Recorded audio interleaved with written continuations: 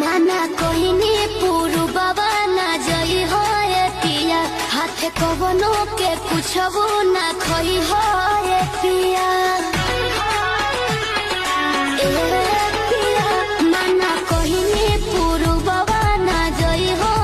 पिया हाथ कवनो के कुछबो ना खई हो पिया बोल मुह के बिगड़ल सब लेनिया रे बंग लिखिया के मजा